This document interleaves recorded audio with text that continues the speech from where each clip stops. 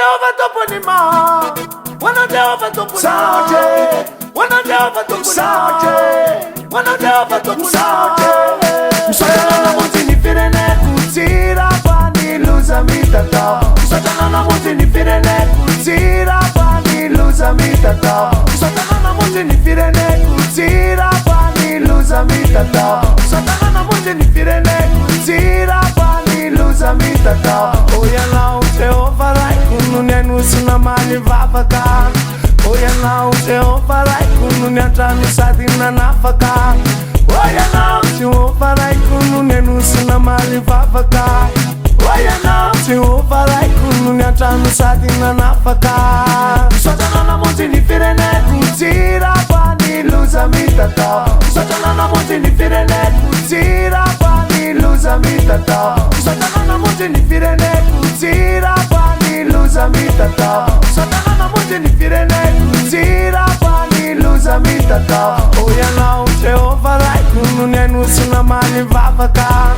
Oya na Jehovah rai kunu nyatanu sadina nafaka. Oya na Jehovah rai kunu nenu suna mali vavaka.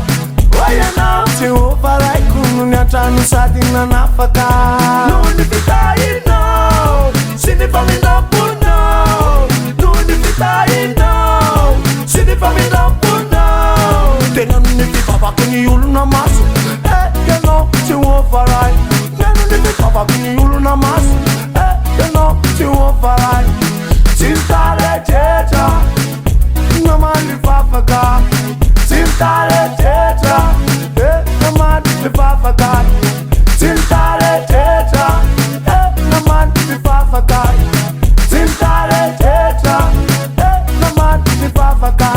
Nundi vita ino, sini famina puno. Nundi vita ino, sini famina puno. Hasana time for not be sarana. Hasana time for not be derana. Hasana time for not be sarana. Hasana time for not be derana. Ufuni naite, wanaute woga. Ufuni naite, wanaute woga. Ufuni naite, nemara na te woga. Ufuni naite, nemara na te woga. Sati mula tima mozi ni mata kasi kiara. Kaindu na roba na taunfasano kiara. Msotana na muti ni firene kutira pani luza mitata. Msotana na muti ni firene kutira pani luza mitata. Msotana na muti ni firene kutira pani luza mitata. Msotana na muti ni firene kutira pani luza mitata. Msotana na muti ni firene kutira pani luza mitata. Msotana na muti ni firene kutira pani luza mitata. Msotana na muti ni firene kutira pani luza mitata. Msotana na muti ni firene kutira pani luza mitata. Msotana na muti ni firene kutira pani luza mitata. Msotana na muti ni firene kutira pani luza mitata.